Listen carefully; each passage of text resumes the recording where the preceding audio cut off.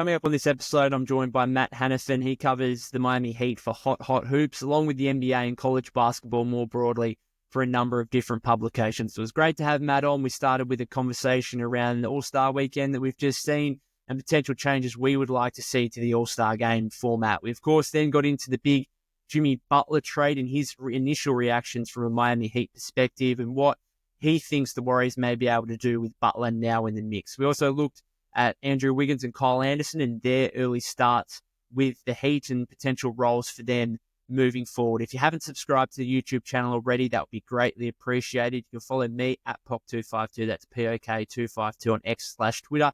You can also follow Matt at MPH_824_ on X/Twitter as well. Thanks to him again for coming on, and let's get into it.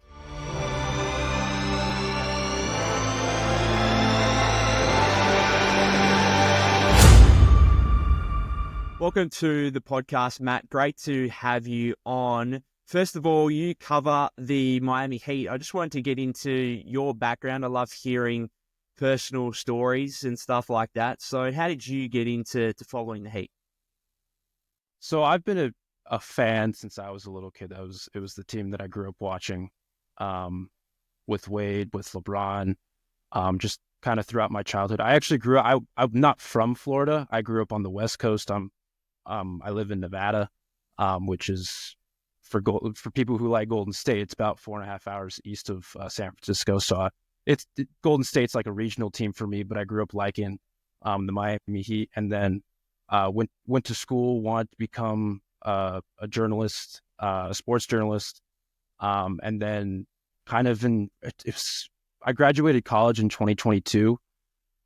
Around like 2020, 2021, I realized I wanted to go into basketball specifically because like I played basketball growing up. I played at high school. It was my favorite sport. And so I just reached out to someone who works over at Hot Hoops, which at the time was a part of SB Nation. And so I was able to get that opportunity. I've been writing for them this is my 4th full season. And then I joined 5 Reasons Sports Network, which is the biggest media outlet in South Florida, as a contributor 2 years ago. And so I still haven't been to Florida. At some point, I want to make it out there. But yeah, I love the Heat. I love covering the Heat. And then obviously just covering the NBA. There's a couple other outlets that I write for and that I podcast for. And so just trying to dip my toe into everywhere.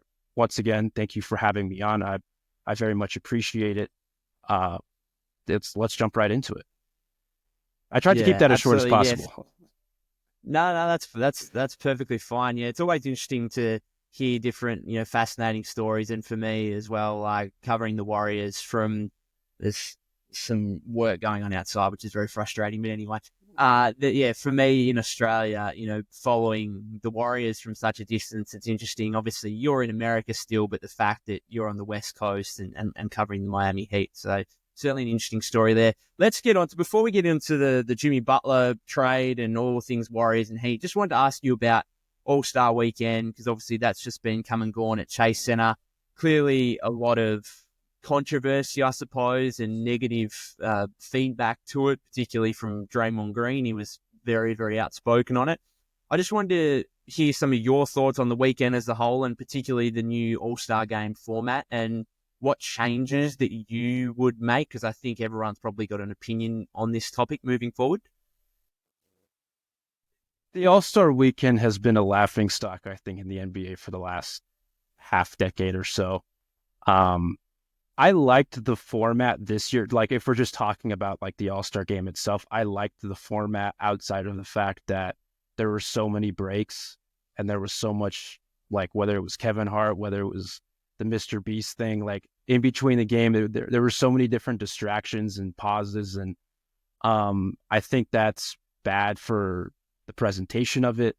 That's bad for the game itself. That's bad for even the players. Cause it's like, imagine playing a game for, I know it was first to 40. And so it's not going to take very long, but imagine playing for, 5-6 minutes, your team wins, you're sitting or standing or doing whatever for the next 30 to 60 minutes at least.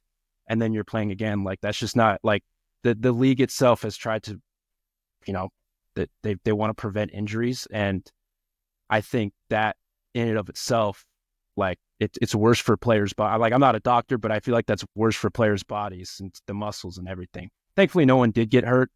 But if I were to make any changes, I mean, I feel like Silver's tried everything at this point and just nothing's worked. I think to some extent the players have brought it on to themselves about not competing during the All-Star weekend. And so that, I don't know if there's like a direct fix for that. I would just go back to East-West, or like hockey, for example. Over the weekend, they were doing the Four Nations, and seeing maybe there's a way. I don't know how this would work, but maybe there's a way for like U.S. versus international, and you get players from different regions of the world, considering the NBA has grown globally, and you're able to compete in that way. I don't know how that would work specifically, but I think just anything at this point is better than what we saw on Sunday from how many pauses there were in games. I did find it interesting that the Rising Stars, like, I wasn't as against that as Draymond was. I understand his point, but they actually brought like a level of competition and competing to it. And I thought the games in and of itself had some level of like, okay, players were competing.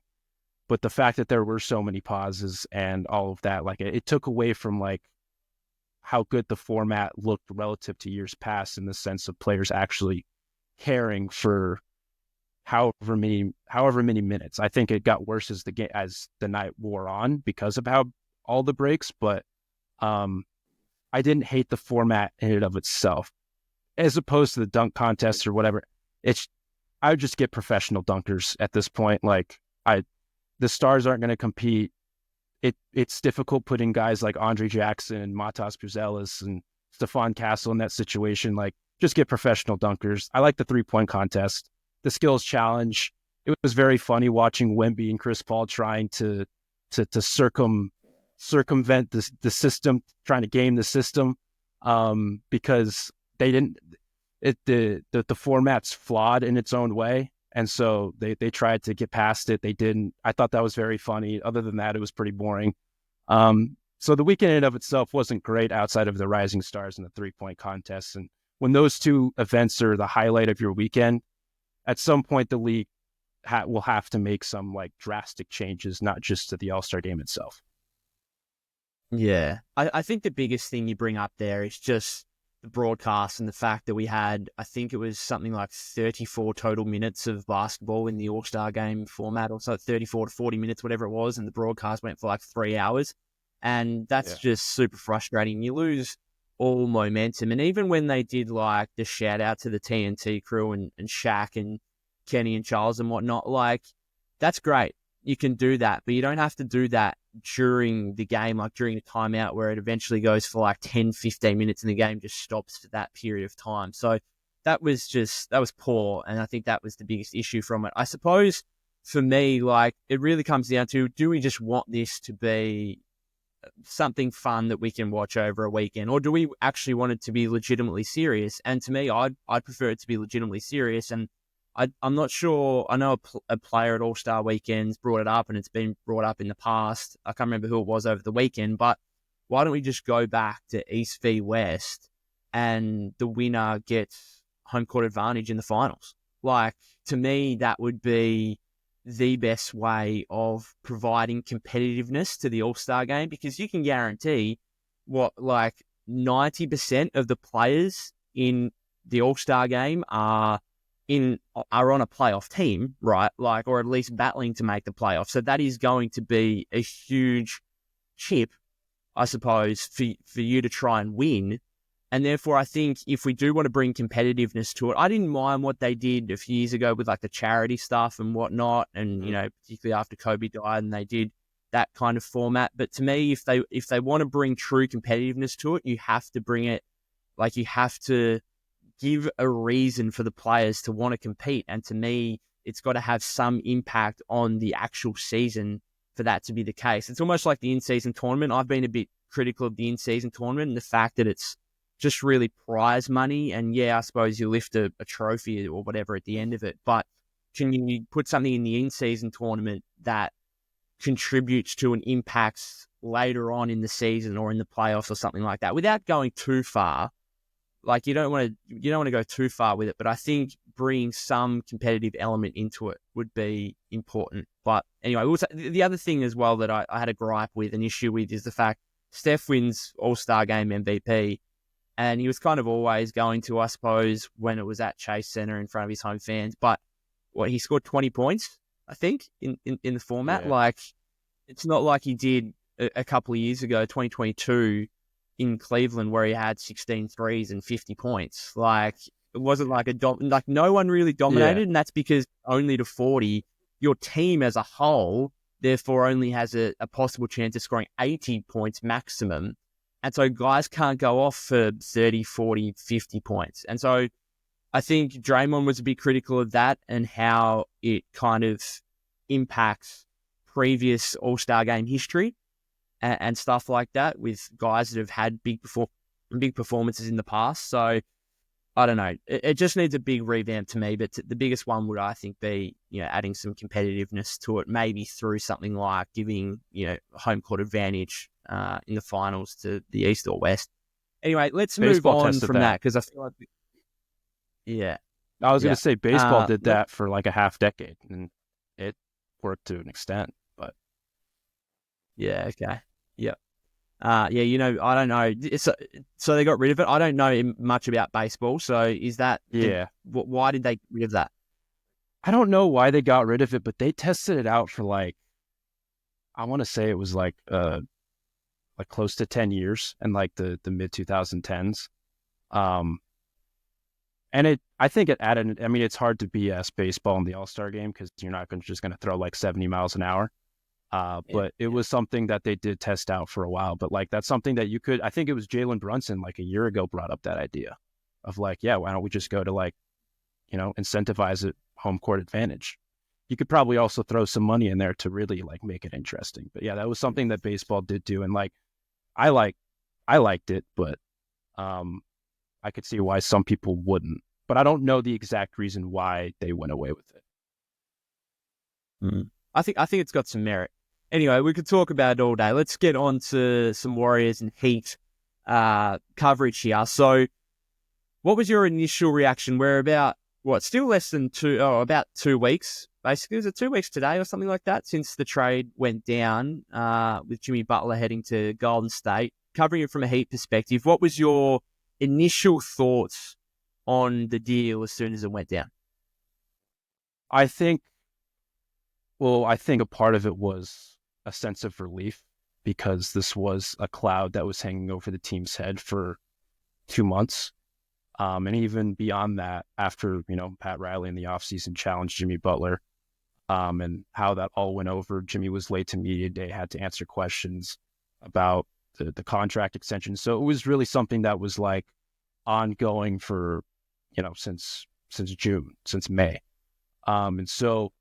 And as time went on, obviously things were getting worse. Jimmy was getting suspended. The team wasn't playing as well. I don't know how much of that was because of how big of a distraction it was, but you could tell at certain points that it was a big distraction, not just for Jimmy, not just for the front office, but for everyone involved, including the players and the coaching staff.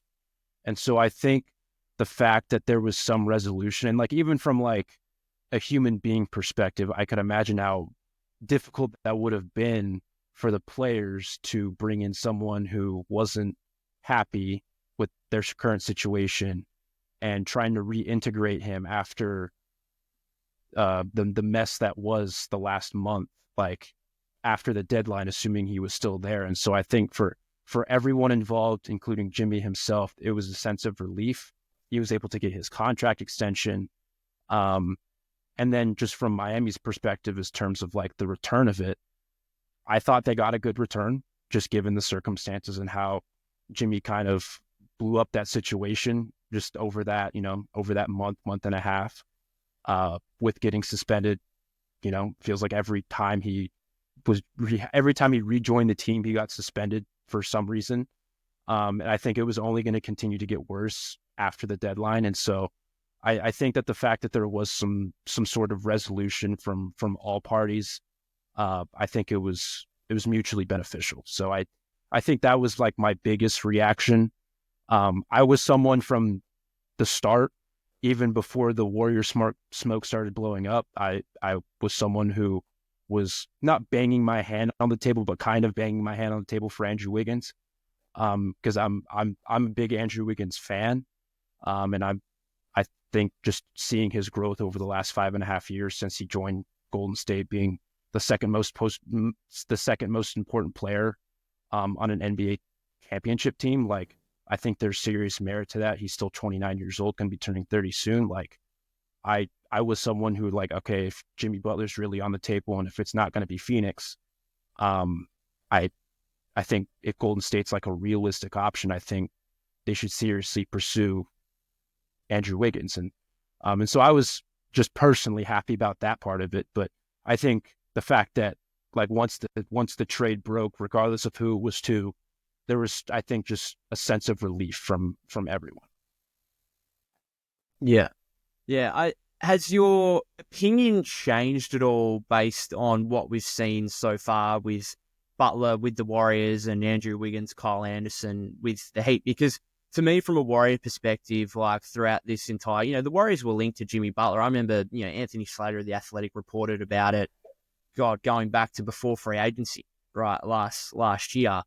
And so, the Warriors been linked to Jimmy Butler for a long time. And, I kind of thought, I just don't really want to give up Andrew Wiggins for him. Like, he's 35 with an injury history. And I was just fairly pessimistic on the whole Jimmy Butler idea, really, for a long time. But I think based on these first 4 games, and they've been incredibly positive, sure, and things could turn. But I think the biggest thing for me is I just underrated, I think, Jimmy Butler and who he still is as a player. And probably, I think a lot of Warrior fans saw him as, just a very slight upgrade to Andrew Wiggins. But in what he does, it's actually, I think through the first 4 games, it's been a significant upgrade. Like, it's been really notable, the difference that he has made in such a short span of time already. So I think from a Warrior perspective, that's probably the biggest thing is underrating Jimmy before this trade, and actually him coming out and already having the impact that he's had. Is there anything from your perspective that you've seen through Jimmy's first 4 games for the Warriors, or the couple of games that Wiggs and Slow-Mo have played for the Heat, that have kind of adjusted your perspective from your initial thoughts? I think my perspective after the trade from Golden State's angle was I liked it in the short term, but not the long term. And I think the short term is like, one, you're getting a motivated Jimmy Butler. You're getting a Jimmy Butler who will have his legs under him because, again, he didn't really play over the last month. He's going to be someone who he's joining a championship culture with Curry, with Draymond, with Steve Kerr. Like, I think there's going to be some serious like motivation that, one, he just earned that extension that they gave him right after the trade, that he still has some like notable juice left in him. And then from like a skill set perspective, like Jimmy does a lot with something that Golden State needs. Like we've seen it already with the rim pressure, getting to the free throw line, the shot creation that Jimmy provides. Like there's legitimate tangible value to what he does, especially like even defensively. Like we've seen it, like how incredibly smart he is defensively off ball. Like there are times where, he'll gamble, a little too much in the passing lanes, but I think there's plenty of times where it's well worth it. He's just an incredibly smart basketball player when he's healthy and when he's engaged. And so I think in the short term, that was something that like I was very high on from Golden State's perspective. The long term, I mean, we'll see once it plays out, but I think the difficulty for me long term was, okay, now you're allocating 90% of your cap to Steph, who's going to be 37 in March, to Draymond, who's going to be 35, and to Jimmy, who's going to be 36 in September with the injury history that you just mentioned coming off. He's not long removed from the worst knee injury of his career in the playing game against Philadelphia when he sprained his MCL. And so like that is just like, okay, in today's second apron era, how is Mike Dunleavy going to build like a legitimate team? Because obviously this is like a last ode to Steph Curry, a well-deserved last ode, getting him another star, getting him some extra help. And there's still a lot that Jimmy can provide, but it's just, okay, now can you build a more functional team around those three players as they're, reaching the ends of each of their careers. And so that was like my difficulty from like a long-term perspective. But in the short term, like there's still a ton of value that Jimmy can provide just on the court. We've seen what he can do in a playoff setting when he's healthy and when he's engaged. And I think you're getting that with Golden State. Once April arrives, once May arrives. From Miami's perspective, nothing much has changed. I mean, Wiggins has only played 2 games. Anderson's he's played 2 games, but one of them he only played 10 minutes. He was a DMP the other game, and then in the game that Miami barely had, they barely could field a team because of so many injuries. They had a stomach bug that was going around the team, and so Anderson got, I can't remember how many, it was like 30 to 35 minutes, something crazy against Dallas. They only had 10 available players. So like, nothing much has changed there. It's still a small sample. They're still trying to integrate themselves into the rotation, into the mix. And so even though Wiggins has struggled, I think the most of the three, just from like where you were expecting him to be versus where he was at. But I don't think anything has changed from my perspective yet. I'm still like high on the acquisition and the integration of all of those players that they were able to get in that deal, including Davion Mitchell, who came from Toronto. Yeah. Just back to Jimmy for a second. So, I mean, again, I spoke about the impact before, that he's just completely changed this team really across a short 4-game stretch. The Warriors in the first 51 games of the season, I think, were 30th in free throw percentage, 27th in free throw attempts. They've now lifted to 3rd and 5th in those categories over the last 4 games. Now, they might end up sitting somewhere in the middle of those two, but I think the fact that Jimmy's come straight in and being able to make that much of a drastic change is unbelievable, really, particularly to a lot of Warrior fans who have had to watch this team be a jump shooting team here. And not only that, but a lot of guys that when they do get to the rim, just flat out cannot make layups. And then when they get to the free throw line, can't make free throws either. So it's been very, very frustrating across the first 51 games, I suppose, and it's been much more enjoyable over the last 4. You talked before there about Jimmy's playoff ability, obviously. We've just had Draymond, among his many a hot take across All-Star Weekend, come out and claim that the Warriors will win the championship following the Jimmy Butler trade. You spoke there about the short-term impact that Jimmy can provide, maybe some more questions about the long-term, but in the short term, Is Draymond onto something here? Where do you see the Warriors, lie? Where can they reach in the Western Conference now, having made this trade? It's tough just because Golden State is at the bottom of the play-in. And so, like, they're I think 3.5 games back of the Clippers for the 6th spot. They're somewhere in that range. And so, like, I think there's a world where they can get there. But regardless, I think as of right now, you're either looking at Oklahoma City, you're either looking at Denver, who's been on a roll, or even Memphis. And I think all 3 of those teams pose some sort of problem for Golden State to an extent. But I think the addition of Jimmy Butler could also provide a matchup problem for those other teams. But in Draymond's case, like, he knows obviously what it takes, 4-time champion. You have to have that kind of confidence. Jimmy had that confidence for like every single year in Miami, where he's just like, we're going to win a championship. We're going to win a championship. We're going to win a championship. And unfortunately, they weren't able to get over that hump. But like, as a player, there's a reason why they're as successful as they are. And so, like, obviously when you get a player like Jimmy Butler in the building, with how competitive he is, with how good of a player he still is when he's healthy and engaged, like, yeah, you're probably going to think that you're going to go far, and like that you're going to have that kind of confidence. I don't necessarily see that happening. I don't even know if Golden State will get out of the first round, if I'm being just completely honest, with Oklahoma City and Denver. But I certainly do think, like, for years, especially after the bubble year, I would say, and others would say, like, okay, you have Jimmy Butler, Eric Spoelstra, Bam Adebayo, like, anything can happen in a 7-game playoff series with those three guys. And we saw it in 22, how they made the finals as an 8 seed. Like, yeah, obviously a historically great playoff run that isn't very replicable, but with Jimmy, with Steph, with Steve, with Draymond, like, yeah, anything can probably happen in a 7-game series, just how gifted all of those players are, in addition, like, we haven't even seen the Kuminga piece yet with Pot, like some of these other young guys. Like, I'm very interested to see how that all unfolds once April comes, because again, Golden State, the culture that Steve has built there, it's a championship culture.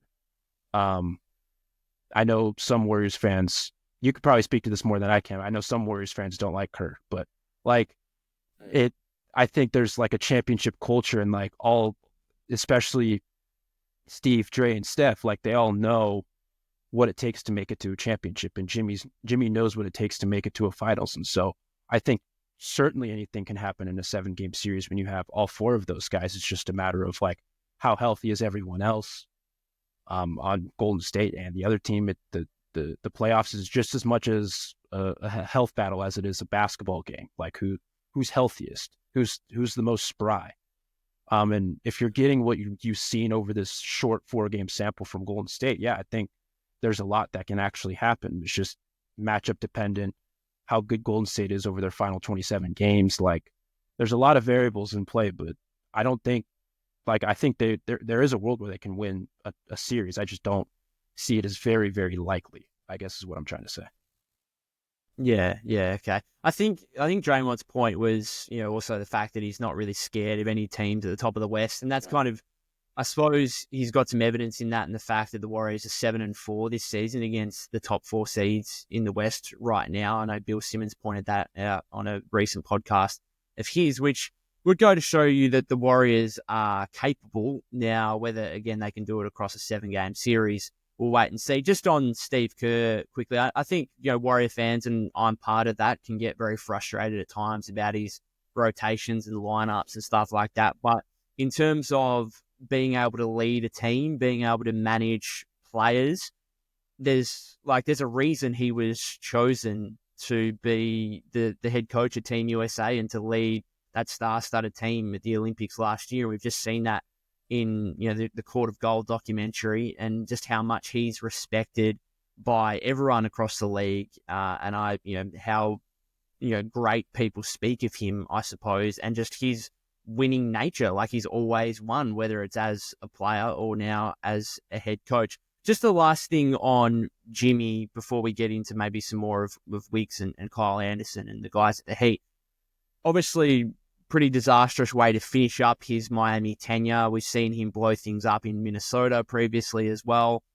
Do you think this ends in a similar fashion with the Warriors, that it's all great now, but maybe by the end of, he's got this 2-year extension, so this should be another 2 seasons to come, but do you see it ending, in a similarly bad way as what we've seen with the Heat and other teams in the past? No, because this is just a prediction. I can't say this for certain, but I think this is the last big contract that Jimmy gets, and he may retire after this. Yeah. So I don't see it happening again. Sure, history would say, yeah, there's certainly the possibility, but considering he's, 35 going on 36 in the fall, like, I don't know if because I think he wanted this big contract, this next big contract, to kind of go off into the sunset. And I don't know if he'll get another one or if he'll demand another one. But I can't say that for certain. But to me, he strikes me as a person who, like, after this next contract's up, he's going to retire or whatnot. And, he owns a coffee business, so he's probably going to dip his toes more into that more than he already is now. And so that's kind of where I see him at. So I don't see anything crazy like that happening again. If I'm being honest. Yeah. Okay. So from a Miami perspective, was this outcome like simply 100% down to the contract situation, or can we say there was 5-10% of other stuff? I was always interested in, when Pat Riley kind of publicly had a go at him for, ripping in and being so vocal on the sidelines, and while he was injured in the playoffs last year. So did any of that kind of stuff come into it, or was it to you like primarily 100% basically down to the contract situation? I think there was some issue with what Pat said. Like there has been rumblings about like, that did kind of upset Jimmy and his camp. But I think a lot of like over the last, month, 2 months, like he tried to do the passive aggressive, like I want to get traded. Like he was demanding a trade because he didn't get that extension. And so I think that was like the biggest part of it. And then obviously it was like, all right, I want to go to anywhere but Miami. Oh, but I don't want to go to Memphis or Milwaukee. For a point in time, it was like, all right, I'm not going to sign an extension in Golden State until that actually did happen.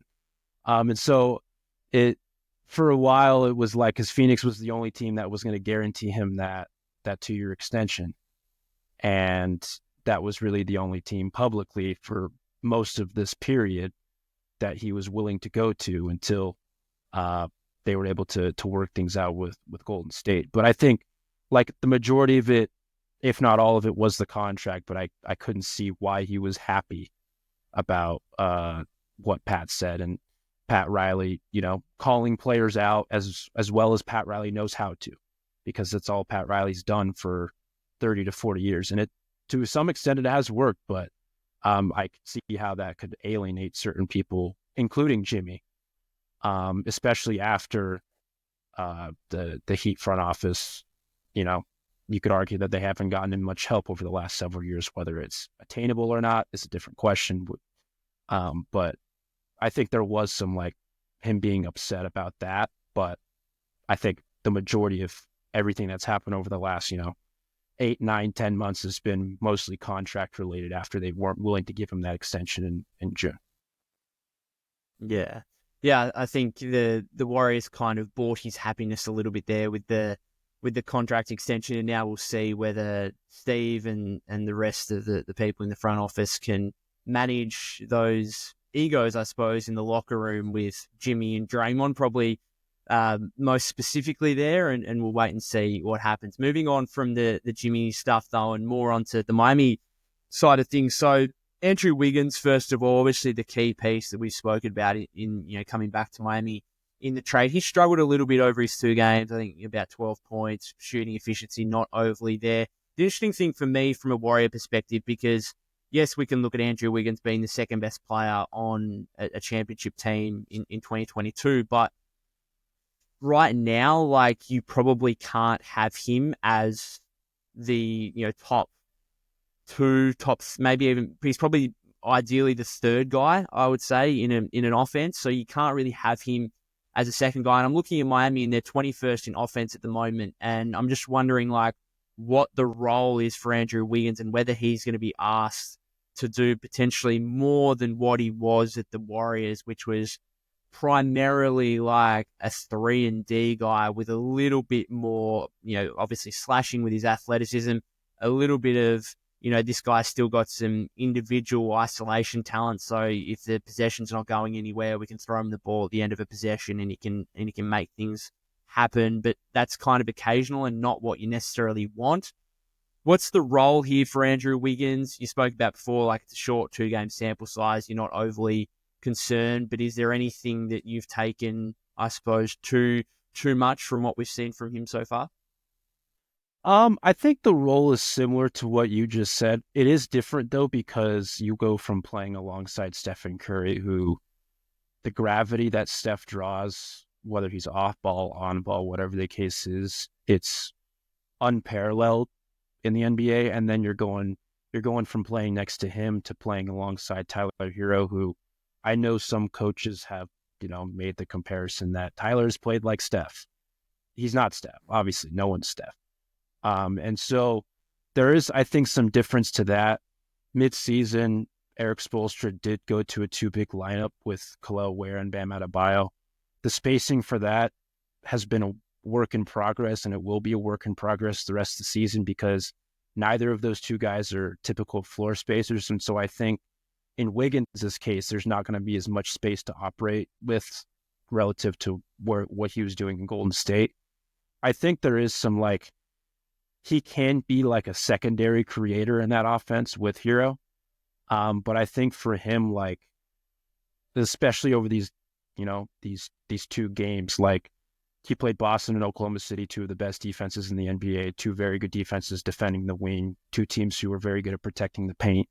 And so I think for him, he's had a little bit of a difficult time, trying to figure out his kind of role because, he's integrating himself into a completely new system with completely new players. And that's the same thing that happens to all of these guys. It happened to Jim. Jimmy's trying to integrate himself into a completely new offense with Steph and Dre. And so it's not just Wiggins specific, but I think for him, he's still trying to find he's established. He's had some good mid post touches. He's had some good creation.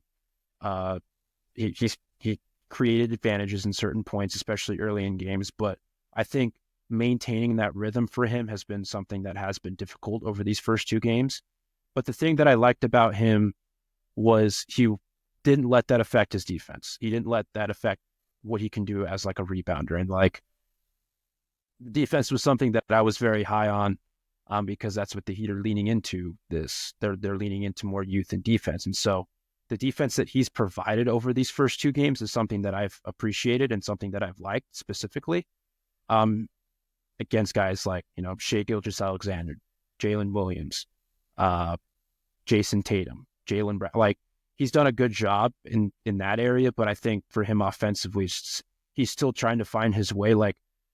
I was watching all of his shots before I got on with you just to see if there was anything that I could that really stuck out. And there were certain times in that Boston game, especially in the middle two quarters where Miami gets down and he's trying to do a little bit too much. And it's not anything I'd rather him be aggressive than not aggressive at all. But it's one of those things where it's just I think there is a lot of pressure, being the headliner of a Jimmy Butler trade, wearing 22 on your back after Jimmy did it for 5.5 years, moving across the country. That's never easy for any player.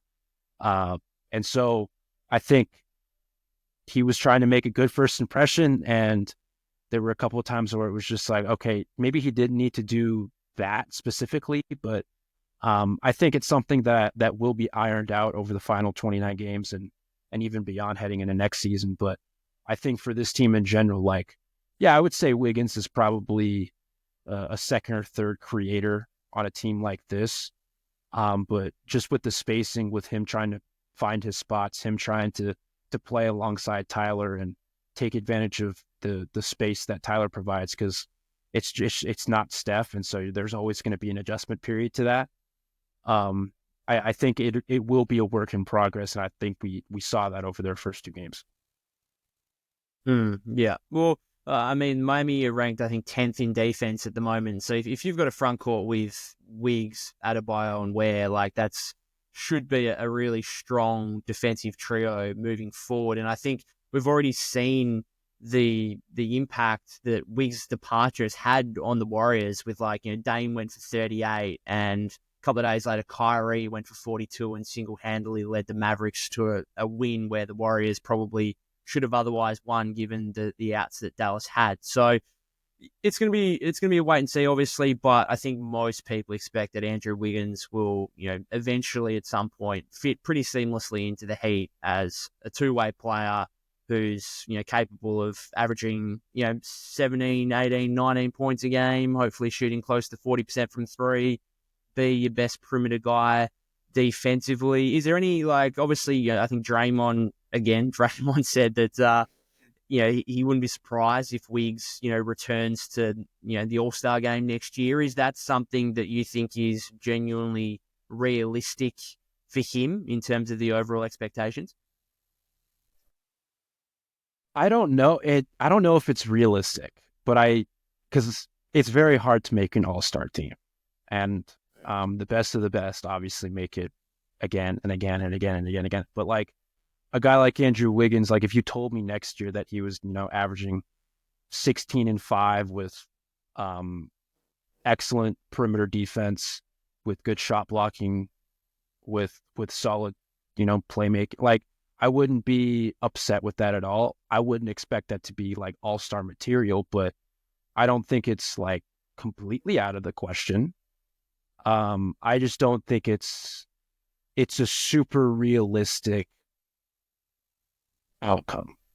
But obviously, I'm not going to complain if that's the case. But I like it, especially when you're with Tyler and Bam. Like I just don't know if that's because he's not going to be like the lead creator, unless if one of those two guys is injured for a prolonged period of time.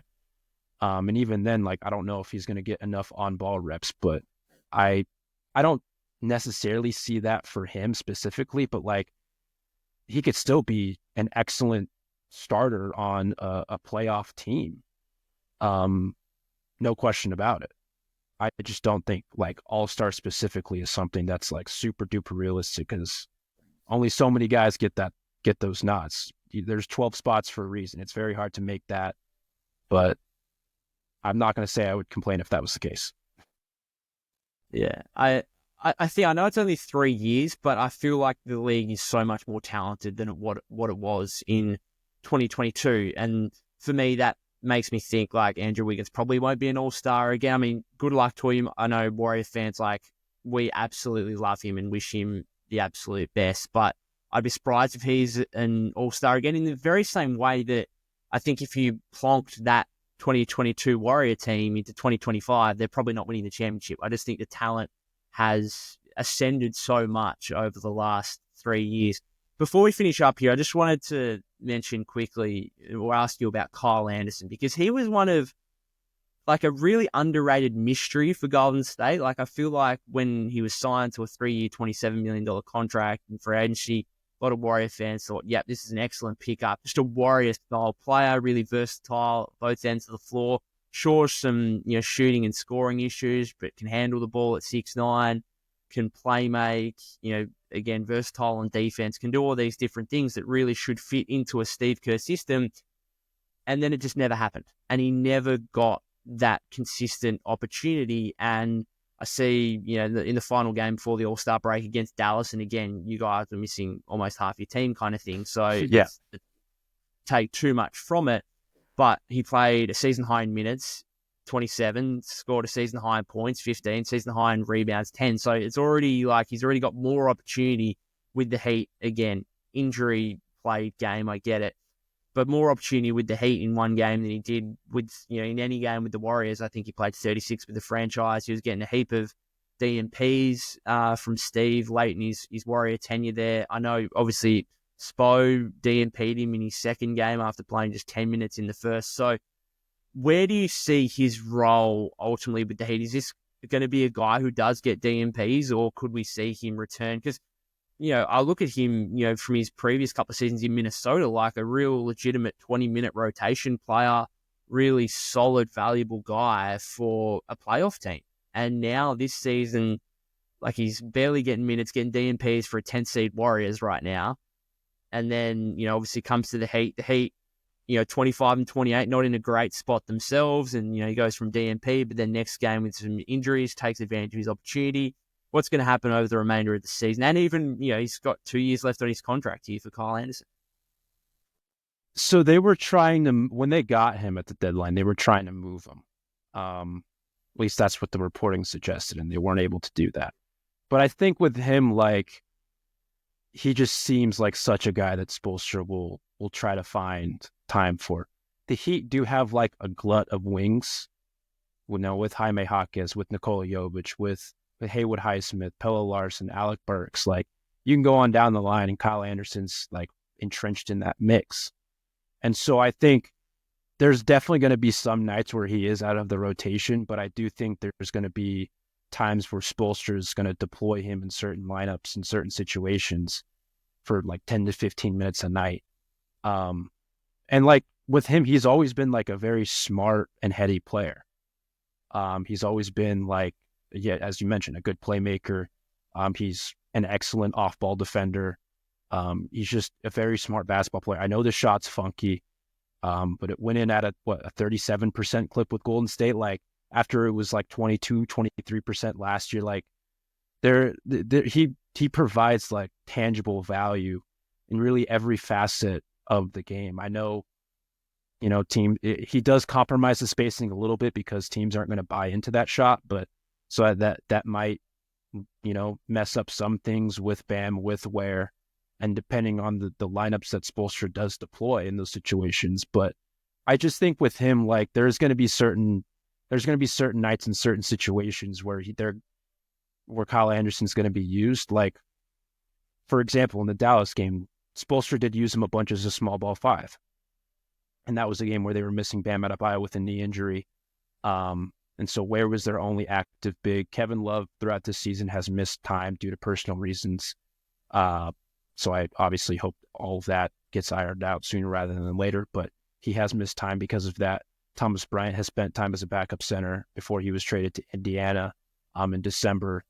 Ware obviously was the backup center after that until he entered the starting lineup in January. And then really ever since then, they've kind of explored with a couple of different options. But I think Kyle Anderson could be like in certain nights, in certain situations, can be a small ball five. He can play the four. He can kind of be that connective tissue on the floor in certain situations. Like, yeah, he's obviously not going to, be a 15 point per game scored every night, but he can certainly be someone that could provide like legitimate value on the glass as a playmaker, as a screener, as a defender. Like there's going to be ways that Spoelstra will find ways to use him, because Spoelstra, like after they acquired him, I remember watching their Spoelstra's first interview talking about the acquisitions, and like he lit up when he was talking about Kyle Anderson just because of how smart of a basketball player that he is. And I think there was a lot of mutual respect for years. And so I think Spoelstra will find a way to use him. I just don't know if it'll be consistent because of the guys that they have in the building already. And there's going to be certain nights where he doesn't play at all. And that's just, I think, going to be the reality of the situation. But I also think there's going to be certain nights where Spoelstra will throw him in the fire. And considering how good of a consummate professional Kyle is, him being a veteran, like he's gonna respond well to that.